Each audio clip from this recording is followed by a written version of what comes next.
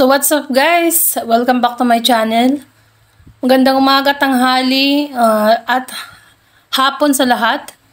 And shoutout sa lahat ng Solid Kalingap, Solid Edrica, at sa lahat ng always nasa live streaming ko or premiere, at sa lahat ng nanonood ng aking uploads.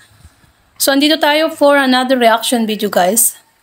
At syempre bago po ang lahat, bago natin re-reactionan ang live ni Kalingap Edu kahapon, ay magbabati muna ako kay Kuya Bal Santos Matubang, Kalingap Rab at Edna, at sa lahat ng Kalingap vloggers, at syempre most especially Kalingap Edu, kung saan ay siya ang may-ari ng video na ito. So re-reactionan ko lang po yung live niya kahapon. Bali, kunting clips lang po ito. May konti tayong clips. 7 minutes. So, play na natin guys. At syempre kung bago ka pa lang sa aking channel, click the subscribe button at ang tiny bell. Medyo ngayon, medyo ibang namin ngayon guys. Tawag yung ibang ilang araw na po kaming medyo na parang na malungkot. So yun nga guys, excuse me. Ang Kalingap community ngayon or Edrica community ay malungkot. Or yung mga nanonood lagi ng Edrica ay malungkot dahil nga, di ba nga si Erica ay hindi na magpapablog or hindi na magbablog ang Edrica. Sabi nga ni Kalingap Edu ay medyo malungkot. O di ba malungkot din siya guys. Siyempre para kang kasi kaibigan mo, close friends. Tapos biglang di magpapakita sa'yo. O diba? Talagang malulungkot ka. So niya sabi ni Edu ay medyo malungkot. So tuloy natin guys. Totoo po yun yung mahirap yung vlog. Yung vlog last day. Last Friday yata yun. Friday. Totoo po yun. Kaya pag-celebrate ng 2.5 po mga Kalingap, medyo malungkot kami. Tapos Kaya pala, nung natatandaan nyo yung nag-celebrate sila ng 2.5 million subscriber ni Kalingap Rabay, nakita na ng mga viewers doon na malungkot daw si Edu at yung ibang Kalingap vloggers or KRT boys. Kasi yun pala, alam na nila nun guys, na yung decision ni Erica. So, pasensya na kayo kung parang nahuhuli yung salita ng bibig ni Edu, tas nauuna yung salita niya. Hindi ko din alam eh. Kasi nung pagka-download ko ng video na yun, ganyan na siya. Nauuna yung salita ni Edu bago yung bibig niya.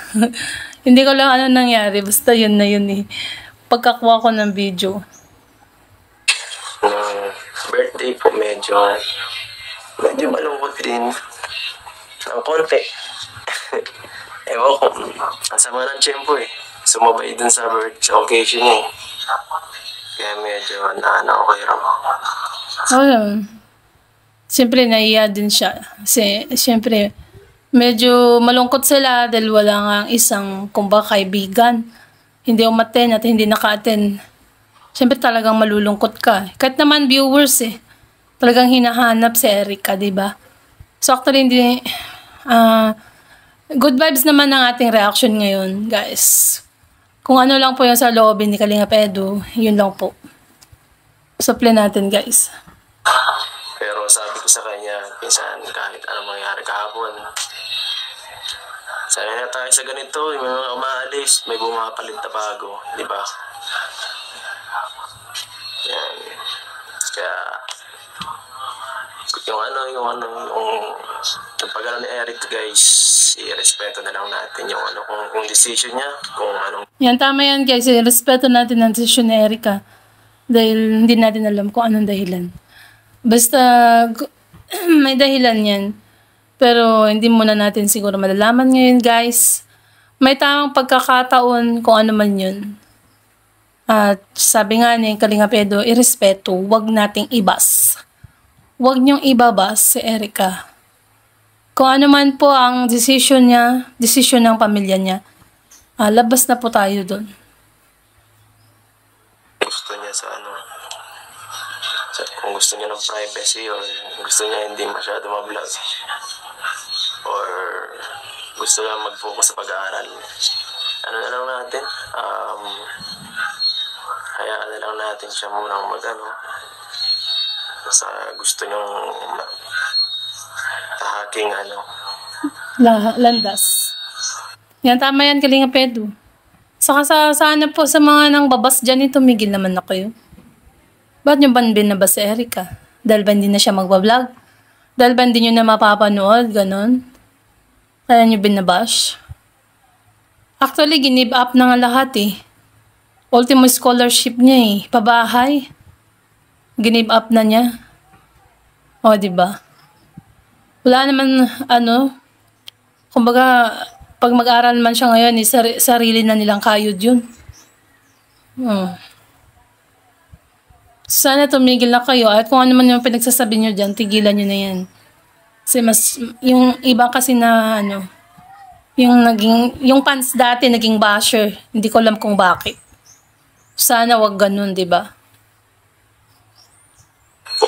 Gusto niyang tahakin sa kanyang buhay, guys. Kasi di naman natin hawak ang kanyang pag-iisip, yung kanyang gusto. At pangit naman yung kung pipilitin mo yung isang tao sa ganun, di ba? At yan. Tama. Mahirap yung pilitin ng isang tao. Darating siguro ang time na magkukusa na lang siya or siguro magpapa-interview kay Kalinga Prab. Hindi natin alam yun kung kailan. So, antayin na lang natin, guys. Diba? Yung sasabi na prank po, hindi po prank, guys. Totoo po talaga yun. Yan. Oo. Actually, mga fans lang din naman nagsabi na prank, binabasa lang namin. Kunwari, pag nagla-live kami, may nababasa kami dun sa comment, babasahin namin. So, pag ikaw host, kailangan mong basahin yung comment section. So, sa mga nagsasabi dyan na nang babas kami, no. Binabasa namin yung sa comment section. Kung sino man yung nagsasalita doon. At saka hindi kami nang babash. Ayan. Sana intindihin nyo. Panoorin yung maigi or panoorin yung buo. O, diba? Ganon yun. Ang isang video, kung gusto mong malaman ang katotohanan, huwag kang magbabase sa thumbnail. Panoorin mo muna siya bago ka mag-comment sa baba. Sabi ni Ma'am Jelilyn Villaplana, nag-uusap pa daw kayo ni Erica. Minsan po, nagkakapag-usap pa rin kami. Tapos, may GC naman po, yung kami nila David. Yun, so sabi niya nga, di ba, nag-uusap sila. Kasi may GC, Kalingap David at Joy, syempre Edrica. May sarili silang group chat. So, di ba? At least alam natin na may communication sila, guys. So, wag na kayong mag-alala. So, darating din ang time na nasa tamang pagkakataon ng lahat. Supply natin. Minsan nakakapag-usap kami din doon. Tapos, nung before mag-upload si Rab nung kanyang yung tungkol dun sa pag-alis ni Erica. Yun, parang magkasama-sama kami nun Magkakasama kami nun nila David, ako, si Joy, si Rose Ann. Oo, di ba? Oo nga, yun nakita namin yung pinost ni Joy na magkakasama sila na namasyal. Parang may isang parke or plaza na pinunta nilang pinagpasyalan. Diba sa likod makikita mo may fountain, diba ganon. Tapos mayroon doon yung yung parang talaga, plaza, guys. So nakita nyo naman siguro sa post ni Joy yun. Oh, kasama si doon, Rose Ann, Kalingap David, Joy at si Edu. Sila. Nag-uusap pa nakapag-usap pa po minsan sa GC, sa GC. Yan. Na-chat pa siya sa GC. Ayan, sa GC nga, yung kanina gaya ng sabi niya na nag-uusap nga sila, diba guys? So, yun sabi ni Kalinga Edo na nagchat-chat pa naman siya sa GC. May GC sila, doon sila nagchat-chat, kasama na doon siguro si Kalinga Prab. Or ang iba pa nilang kasamahan na sa KRT Boys. Supply natin. Sa minsan. At yun nga, before yung pag-upload ni Kalinga Prab dun sa pagpapaalam ni Erica, magkakasama kami nun, tsaka kausapin ko rin talaga kung ano talaga. At medyo hindi talaga ayaw na talaga nila lolo at lola nila, yun ang sabi, kaya respetuhin na lang ang decision. Ang lola at lolo ang nagsabi na ayaw ng pa-vlog si Erica. Tapos, yan na. Irespeto natin guys ang desisyon ni lola at lolo. Siguro nga may dahilan at hindi pa pwedeng malaman ngayon ang dahilan. So kahit malungkot, tanggapin natin, mag-move on tayo. Move on tayong lahat. Alam ko, marami pa rin hanggang ngayon ay hindi pa rin nagsisink in sa kanilang utak yung nangyayari ngayon, di ba? Alam ko, gaya ko na malungkot. O, di ba? Na dati, talagang may aabangan mo sila, di ba? Pero ngayon, wala na, di ba? So, syempre, marami pa naman dyan good vibes na vlogs. Gaya na lang ng teleserye ng Milkins kay Kuya Bal Santos Matubang. So, support din natin yun. So, kung yun ang gusto niyo, yung good vibes, mayroon din naman yan.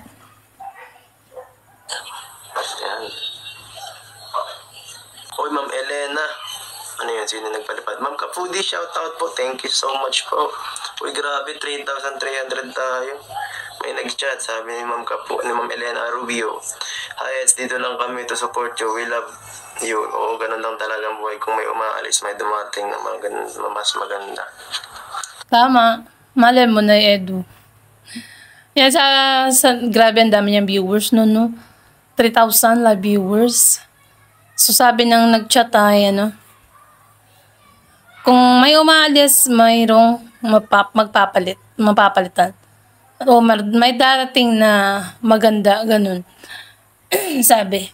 At dito lang naman talaga kami, Edo, to support Team Kalingap. Opo, ilang beses na po nangyari sa amin yung may umalis talaga na binablog namin. Kahit po nung kay Lolo Damiana, yan. Di ba po pinagbawalan, yan. Yan. Tapos sumunod nun, si Ate Maylin. Yan. Nakat din ang aming doon. Si Lola Damiana, grabe Grabing support ng mga Team Kalingap doon. Pati kay Kuya Bal, dumami ang nyo doon. Subscriber, maraming views. O kasi, since Lola Damiana, nanonood na ako sa Kalingap. Tapos si Ate Maylin, yung tinulungan ni Kalingap Rab, na ni-repair din yun kay Kalingap Rab, actually. Kaawa-awa si Ate Maylin nun. Tapos ang nangyari nung nagkaroon na ng bahay, yun na. Parang, ewan. Mahirap halongkatin yun. Tapos, sino pa ba? Kahit nga si Jimil dati, parang pinagwawalan din yun. Madami na pong case na ganyan na parang napurunada yung pagbablog namin. Medyo naputol yung connection, pero nagagawa naman po ng paraan ng team natin, ng team ni Kuya Bal, Kalingap, na makapagpatuloy at mas matatag ba. O si Jimel, nagkaroon din ng issue dun noon kay Ate Melissa. Diba? Meron yun Yung halos ipapadisWD daw si Ate Melissa. Yun noon. Sa mga nakasubaybay dyan, alam nila yan. Tanay na tayo dyan, guys. At yan, lang tayo. Please support lang sa vlog nila. At para mas marami pa pong matulungan na mga mamamayan natin, di ba? Yun naman talagang natin dito. Focus na lang. Mag-focus na lang tayo sa charity. Kung ano man yung vlog nila, panoorin natin. Support, share, like and share tayo. Kung di pa kayo nakasubscribe, i-subscribe nyo. Click nyo yung bell button. Para kunwari kung nag-live or nag-upload si Kalinga Prab, si Kuya Bal, si Kalinga Edu, at sa lahat ng kasamahan nila, ay mag-notify sa inyo. At malalaman nyo, guys. Yun naman talaga ang pinaka-goal ng Kalingap. Yun naman talaga ang pinaka-goal ng Kalingap is tumulong. Wag nating i-take for granted yung mga natin nare-receive na na parang biyaya, no? Kagaya sa sa Edrica, parang gusto ng fans araw-araw eh. O yun nga, yan ang nangyari. Paano nung biglang nawala, talagang biglaan. Ay di ang daming masyado na di ba? Oo, maraming na nalungkot. Imbes na kasi syempre nasanay na kami actually. Nasanay na rin sila. So, pag nawala talaga, hanapin. Diba, Kalinga Edu?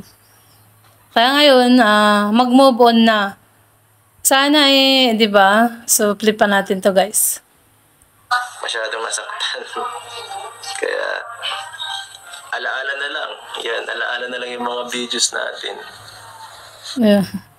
Alaala na lang daw yung videos nila. Mag-replay na lang kayo, guys. Since the part 1, episode 1, and then hanggang sa 33. May episode 33 ba? Wala yata. Hanggang episode 32 lang yata, guys, no? Naginip yata ako ay. Depende na lang kung magbago ang isip ni Erica na magpa-vlog ulit. At di pa naman po putol ang ugnayan namin, nakakapag-chat pa rin sa GC. Yun, hindi pa daw putol ang ugnayan nila, guys. So, masaya na kayo. At nagchat-chat naman sa GC at di siya nagle-left. May GC ang mga yan, guys. Doon sila nag-uusap. Supply natin. Malay natin, pagka may medyo umukay-okay si Erica at yung family niya para bumalik sa team, no? Oy, pwedeng kung pwedeng magpa-vlog ganyan. Hindi natin alam po. Tama. Pag okay na daw or kunwari siguro may nalaman na medyo siguro kaya ganun na sila na trigger ganun. Hindi natin kasi alam, mahirap yung speculation ka lang. Kailangan malaman mo yung totoo. Actually ngayon marami nag-speculation. Yung ganito, ganyan, mga ganun sila. Diba? Malay nyo, season 2. Ayan, sabi ni Edo, malay nyo, may season 2. Oh, in God's grace, diba? Kailangan, kumbaga, ito masasabi ko, ipanalangin. Kaya, diba, in God's grace, sana may season 2. Hindi yung bigla ka na lang malulungkot, di ka nakakain, di ka makatulog. Guys, siguro ito, sinusubukan kung gaano ka katatag, kung gaano ka kasulid sa kalingap. Kung di ka sulid, talagang tatalon ka. Gaya ng mga tumalon sa mga GC na nakikita ko. Tumalon dito, tumalon doon. O, paano?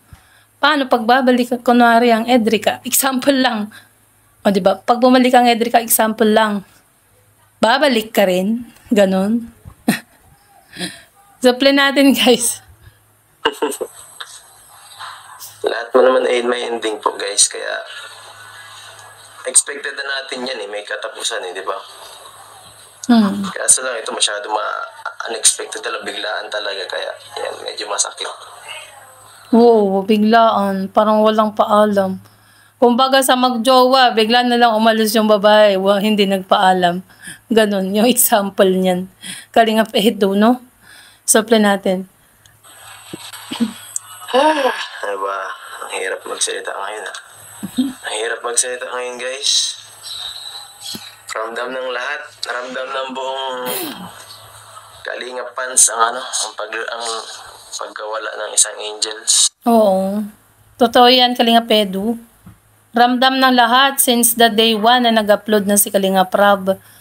Lalo, alas 9 siya nag-upload nun. O pagtulog yung susunod, di ba, gabi, tutulog ka na sana. Hindi ka na makatulog kasi nga yun nabalitaan mo. Tapos ang dami na nagre-react, mga nagre-reaction ng mga fans. Ang dami, siguro bugbog ka sa chat nun Kalingap Edu. Siguro marami nagchat-chat sa'yo no? Punong-puno siguro ang messenger mo. Angel.